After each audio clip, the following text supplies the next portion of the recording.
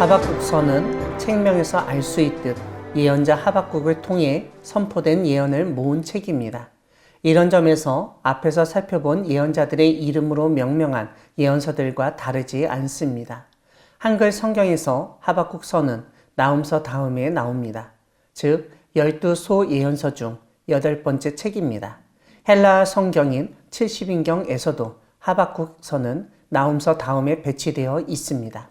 나훔서는 요나서와 함께 니느웨에 대한 심판 예언이 주된 내용이라면 하박국서는 그 당시 강대국 바벨론에 대한 논란을 알려주고 있습니다.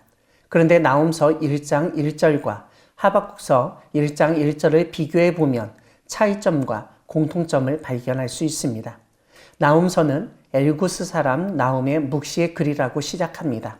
나훔을 예언자가 아니라 단순히 엘구스 사람이라고 설명했습니다. 이러한 나훔서의 설명은 모레셋 사람 미가라는 미가서 설명과 일맥상통합니다. 이와 달리 하박국서는 선지자 하박국이 묵시로 받은 경고라고 언급합니다. 하박국에 대한 개인적 정보, 출생지나 아버지의 이름도 언급되지 않습니다.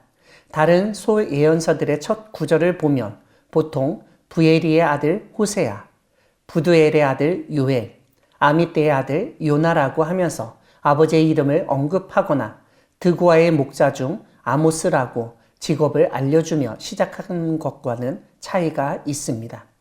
무엇보다 하박국서는 하박국을 선지자, 즉 예언자로 지칭합니다. 그래서 우리는 하박국을 예언자로 볼 수밖에 없습니다. 다만 하박국이라는 이름은 성경의 다른 곳에서는 나오지 않습니다. 헬라어 성경인 70인경과 천주교의 외경인 벨과 큰 뱀에는 하박국이라는 사람에 대해서 잠시 소개하는 것을 볼 수 있습니다. 나훔서는 니느웨에 대한 경고, 곧 엘고스 사람 나훔의 묵시의 글이라고 언급하였는데 하박국서는 하박국이 묵시로 받은 경고라고 설명합니다.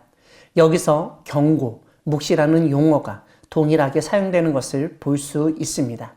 나훔서에서 설명드렸듯이 경고라고 번역된 말은 히브리어 마사로 원래 무거운 짐을 의미하며 주의하고 조심해야 한다는 점을 강조한 말입니다.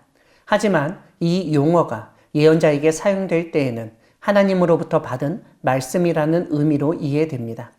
묵시라는 말 역시 히브리어 핫존이 아니라 동사형 하자의 번역어인데 이것은 결국 하박국서가 나훔서처럼 하나님이 보여주신 환상과 관련이 있다는 점을 강조합니다. 하박국서 1장 6절에서 갈대아 사람이 언급되어 하박국 예언자의 활동이 주전 7세기라고 추정됩니다. 이런 점에서 하박국은 나훔과 예레미야, 스바냐 예언자와 동시대 사람으로 여겨집니다.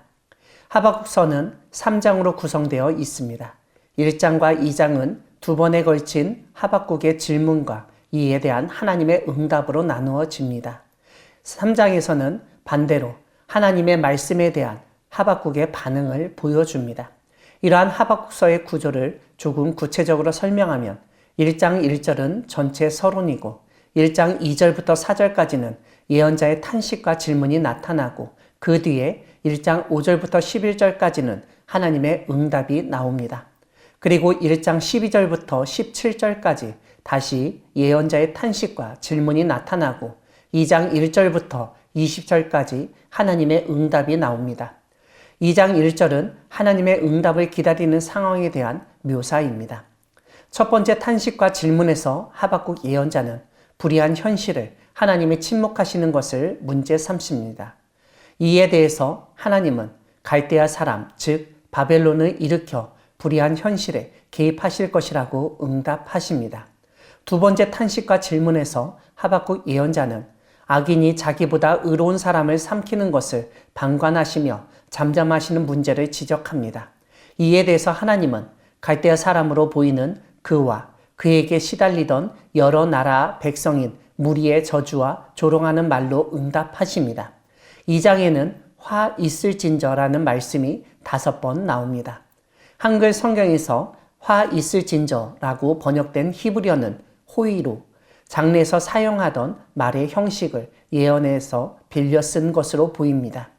이 말은 사람이 죽었을 때 슬픔과 안타까움을 드러내는 외마디의 소리로 오호라, 아, 슬프다 정도로 번역할 수 있는데 아모스를 비롯한 예언자들은 여호와 하나님께 잘못을 저질러 벌 받을 대상에게 이 용어를 사용했습니다. 하박국 3장은 하박국의 기도와 찬양으로 이루어져 있습니다. 이것을 표로 만들면 다음과 같습니다. 하박국서는 불의한 현실에 공의로운 하나님의 개입을 간구한다는 점에서 하나님의 정의, 즉 신정론의 문제를 다루는 예언서로 이해할 수 있습니다. 갈대아, 즉 바벨론을 언급한다는 점에서 하나님은 국제 문제에도 적극 개입하시기를 요청할 수 있다는 점을 배울 수 있습니다. 사도 바울은 하박국 2장 4절에 의인은 믿음으로 말미암아 살리라는 말씀을 로마서와 갈라디아서에서 인용하고 있습니다. 그뿐만 아니라 히브리서에서도 하박국 2장 3절과 4절을 인용하며 고난 가운데 있는 그리스도인들을 격려하고 있습니다. 하박국서를 묵상하며 불의한 현실에 개입하시는 하나님을 믿으며 의로운 삶을 살아가기를 소망합니다. 아멘.